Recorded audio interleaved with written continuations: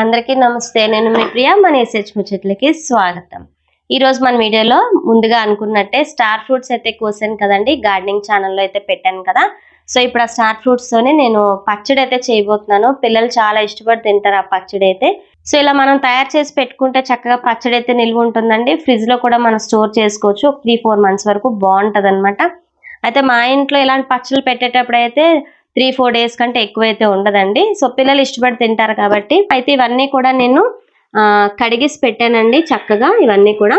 So ఏంటంటే ఇవి 2 రకాలుగా నేను మీకు కోసి చూపిస్తాను ఒకసారి, ఓకేనా. సో ముందుగా ఇటుపక్క ముచ్చుకైతే తీసిస్తానండి. ఇవన్నీ కూడా స్టార్ షేప్ లోనే కోసుకుందాం.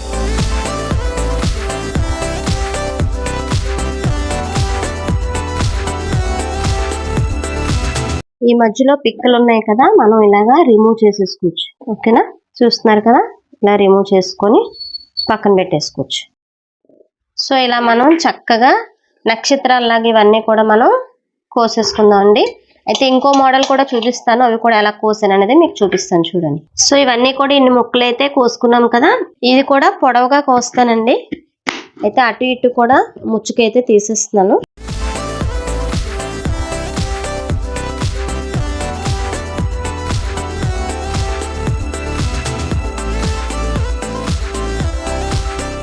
ఇవన్నీ ఇలా కట్ చేసుకోవాలన్నమాట.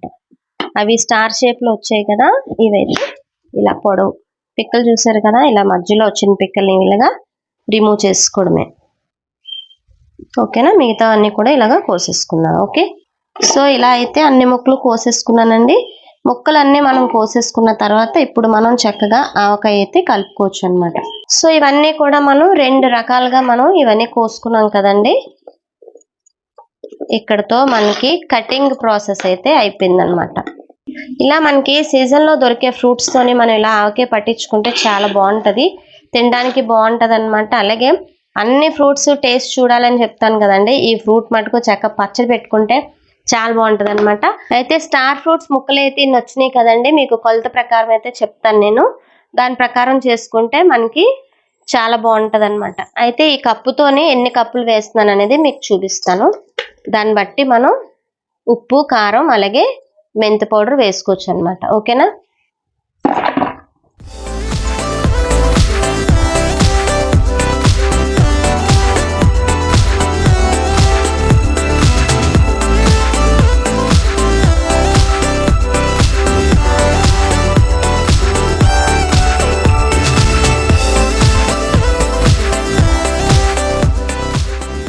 సో మనకి ఇవన్నీ కూడా 8 బౌల్స్ వచ్చాయండి. 8 బౌల్స్ కి మనం ఉప్పు ఎంత పడుతుంది, కారం ఎంత పడుతుంది, ఆయిల్ ఎంత పడుతుంది, అలాగే ఆవపిండి కూడా ఎంత పడుతుంది అనేది నేను అది కూడా కొలతతో చెప్తాను, ఓకే. సో ఇక్కడ చూస్తున్నారు కదండి, 3 మ్యాంగోస్ ది నేను ఆవు పొడి అయితే వాడతాను ఎప్పుడు పచ్చళ్ళలోకి. మనం 8 కప్స్ కి 8 స్పూన్స్ ఆవు పొడి తీసుకుందాం, ఓకేనా. కారం ఆవకాయ అనుకోండి, ఆవు పొడి ఎక్కువ వేసుకోవచ్చు అనమాట. మనకి ఇది స్టార్ ఫ్రూట్ కాబట్టి కొలత ప్రకారం చేసుకుంటే సరిపోతుంది. 8 స్పూన్స్, ఓకేనా. ఇక నేను ఆశీర్వాద్ సాల్ట్ అయితే వాడుతున్నాను. 8 స్పూన్స్ కి మనం 16 స్పూన్స్ సాల్ట్ వేసుకోవాలన్నమాట.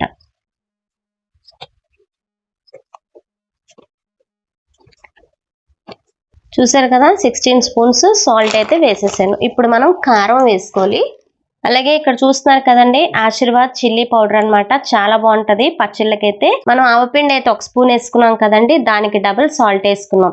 ఇప్పుడు సాల్ట్ కి డబుల్ కారం వేసుకోవాలి. అంటే సాల్ట్ మనం 2 స్పూన్స్ వేసుకుంటే కారం మటుకు 4 స్పూన్స్ వేసుకోవాలి. అంటే సాల్ట్ అనేది మనం 16 స్పూన్స్ వేసాం కాబట్టి చిల్లీ పౌడర్ అనేది మనం 32 స్పూన్స్ వేసుకోవాలి, ఓకేనా.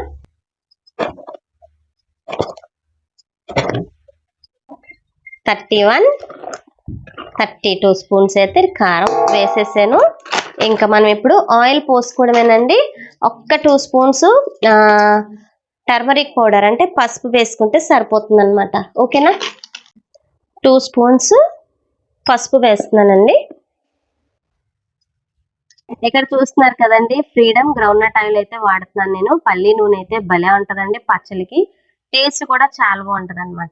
ఏ కప్ తోనైతే మనం ముక్కలు తీసుకున్నామో అదే కప్ కి హాఫ్ ఆయిల్ పడుతుంది అనమాట. ఇవి నేను 8 బౌల్స్ ముక్కలు తీసుకున్నాను కాబట్టి 4 బౌల్స్ ఆయిల్ అనేది వేస్తాను, ఓకేనా.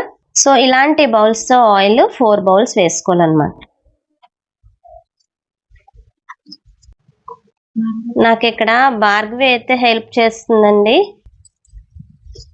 ఇదంతా కూడా ఒకసారి కలుపుకుందాం. సో ఇదంతా ఇలా కలుపుకున్న తర్వాత ఈ ముక్కలన్నీ కూడా ఇందులో వేసి బాగా కలుపుకోవాలి. చూసారా ఎంత మంచి కలర్ భలే ఉంది. కలుపుతా ఉంటేనే వాసన భలే వస్తుంది. దీంట్లో కావాలనుకుంటే మనం నిమ్మకాయ కూడా పిండుకోవచ్చు, లేదు అనుకుంటే అది స్కిప్ చేసుకోవచ్చు. ఇలా చేసుకోవడం వల్ల ఏంటంటే మనకి ఊట కూడా మంచిగా వస్తుంది. చక్కగా కర్డ్ రైస్ లోకి అలాగే దోశల్లో కూడా చాలా బాగుంటది అనమాట. ఇది బయట ఉంచుకుంటే మనకి కాలీఫ్లవర్ పచ్చళ్ళలాగా పాడవుతుందండి. అలా కాకుండా మనం ఫ్రిడ్జ్ లో స్టోర్ చేసుకుని ఎప్పుడు కావాలంటే అప్పుడు బయటకు తీసి తినొచ్చు అనమాట. దీనికి తాలింపు కూడా పెట్టుకుంటే ఏమా టేస్ట్ అయితే ఉంటది. ఇప్పుడు తాలింపు కూడా పెడతాను. చూసారా ఎంత బాగుందో కలర్. అదిని మనం ఈ టైంలో సాల్ట్ చూసుకోవచ్చు. సాల్ట్ సరిపోయింది అనుకుంటే డబ్బాలోకి ఎత్తి పెట్టేసుకోవచ్చు అనమాట. హోల్ 1 నైట్ మనం దీన్ని చక్కగా నానబెట్టుకుంటే సరిపోతుంది. ఆవకాయలాగా 3 days వరకు ఉంచక్కర్లేదన్నమాట. ఓకేనా. సో సేమ్ ఇదే విధంగా ఇవి ముక్కలు కోసాను కదండి, ఇవి కూడా ఇలానే కలిపేసుకుంటాను. దాంట్లోనే బెల్లం వేస్తాను అనమాట. పిల్లలకి బెల్లం అంటే చాలా ఇష్టం. అదంతా సేమ్ క్వాంటిటీ, అంతా సేమ్ టు సేమ్ అండి. కాకపోతే బెల్లం కొంచెం యాడ్ చేస్తాం అనమాట. స్వీట్ గా పుల్ల పుల్లగా చాలా బాగుంటది. కారం కారంగా బాగుంటది. అయితే ఇవంతా కూడా కలిపెట్టాను కదా, ఇవన్నీ దీంట్లోకి ఎత్తేస్తాను. సో ఇలా వేసిన తర్వాత కొంచెం చిత్తా బెత్త దంచుకున్న వెల్లుల్లిపాయలు కూడా కొన్ని మధ్యలో యాడ్ చేసుకుంటే ఫ్లేవర్ అది బాగుంటది అనమాట. ఓకే. సో ఇలాగా వెల్లుల్లిపాయలు చిత్తా బెత్త దంచుకోవాలండి. ఓకేనా. ఇప్పుడు మిగతాదంతా కూడా వేసేస్తాను. సో ఇంత పచ్చడి అయితే వచ్చిందండి. ఇంకా ముక్కలు అయితే ఉన్నాయి. ఇక్కడ చూసారు కదండి, వెల్లుల్లి రబ్బలు అయితే చిత్తబెత్త దంచుకొని వేసాను కదా. సో ఇది తాలింపు అయితే పెడతాను. నేను తాలింపు పెడితే చాలా టేస్ట్ అయితే బాగుంటది. సో తాలింపు అనేది పెట్టిన తర్వాత చల్లారిన తర్వాత ఇందులో వేసుకోవాలి. ఎందుకంటే ఇది నేను జార్ అయితే వాడలేదండి, ప్లాస్టిక్ కంటైనర్ వాడాను. మనకి మూత పెట్టుకోవడానికి కూడా చాలా బాగుంటుందని. అయితే మిగతా ముక్కలు కూడా ఇవి కొలత ప్రకారం తీసుకున్నాం. ఇవి కూడా కలిపేసి బెల్లం వేసి ఇంకో డబ్బాలో నేను పెడతాను. ఓకేనా. ఇదంతా కూడా సేమ్ క్వాంటిటీ అండి. అవి కూడా 8 bowls వచ్చాయి. అయితే దీనికి నేను 3/4 kg బెల్లం అయితే యాడ్ చేస్తున్నాను. టేస్ట్ కూడా బాగుంటది. చక్కగా పాకం అయితే దిగుతుందండి.